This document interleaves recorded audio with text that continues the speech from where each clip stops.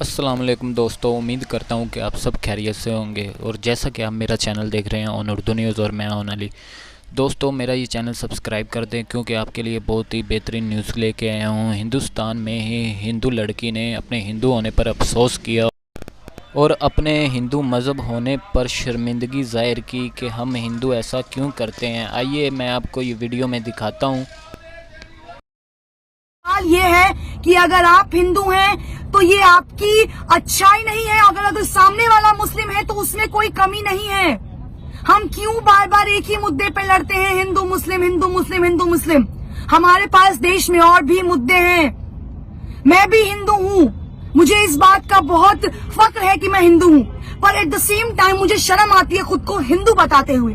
اور ایسا کیونکہ بار بار میرے وہ سو کالڈ ہندو لوگ جو مسلمانوں کو نیچا دکھانے کے لیے بار بار ایسی حرکتیں کرتے ہیں جس سے یہ کہنے میں شرم آتی ہے کہ میں ایک ہندو ہوں۔ ارے کیسے شرم نہیں آئے گی یار؟ حجاب کو لے کر آپ لوگ ویرودھ کر رہے ہو۔ اگر لڑکی پردے میں ہے تو اس کی کیا غلطی ہے؟ اگر لڑکی چھوٹے کپڑے پہنتے ہیں تو یہی وہ لوگ ہیں جو سب سے پہلے سوال اٹھاتے ہیں کہ لڑکی نے چھوٹے کپڑے پہنے تھے اس لیے اس کا ریپ ہوا۔ لڑکی اگر برا یا پینٹی میں چلتی ہے تو اس کا ریپ ہوا۔ اگر لڑکی حجاب میں چلتی ہے تو آپ لوگوں کو اس بات سے کیوں تکلیف ہے؟ کیوں تکلیف ہے آخر اس بات سے؟ یار انہیں سکھایا یہی گیا ہے، ان کے دھن میں یہ چیز اپنائی گئی ہے۔ اگر اس لڑکی کو حجاب پہننے سے دقت نہیں ہے تو یہ ہندو آدھی خود کو بتانے والے، رام بھکت بولنے والے، ارے تمہیں کس نے حق دیا ہے ایک لڑکی پر یہ اس طرح سے پوری بھیڑ اکٹھا کر کے ایک لڑکی کو ڈرانے کا؟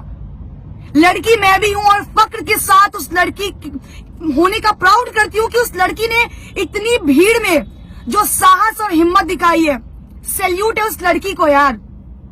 تم اس ہر لڑکی کے لیے انسپریشن ہو جو لڑکی سامنے آنے سے، بات کرنے سے ڈرتی ہے۔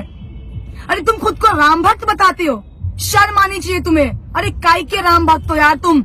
کیول روڈ پر شری رام کے نعرے لگانے سے، ہندو کاٹے جانے سے، مسلم کاٹے جائیں گے، رام رام چلائیں گے جیسے نعرے لگانے سے تم ہندو اور رام بھکت ہو جاؤ گے؟